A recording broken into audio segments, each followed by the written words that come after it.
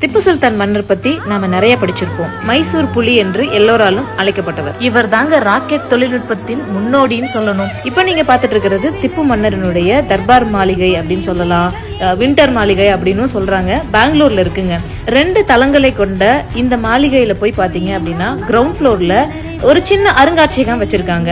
அந்த அருங்காட்சியகத்தை சுத்தி பாத்தீங்க அப்படின்னா அவர் காலத்துல பயன்படுத்தப்பட்ட துப்பாக்கி, ராக்கெட் போன்ற விஷயங்கள் எல்லாம் அங்க காட்சிப்படுத்திருக்காங்க.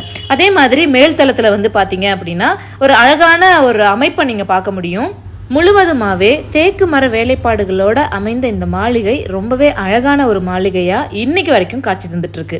அங்கங்க அவங்க வேலைப்பாடோட அமைஞ்சிருக்கிற அந்த கலர் பாருங்களேன், இன்னைக்கும் மங்காம நல்லபடியாக மெயின்டைன் பண்ணிட்டு இருக்காங்க. ஆனா பல இடங்கள் வந்து பூட்டப்பட்ட நிலையில தான் இருக்கு. ஒரு சில இடங்கள் மட்டும்தான் நம்ம பார்க்கக்கூடிய வகையில இருக்கு. இந்த படி ஏறி மேல ஒரு ரவுண்டு சுத்தி இப்படி கீழே வரும் பொழுது உண்மையிலே ஒரு ராயலான ஒரு ஃபீல் நீங்களே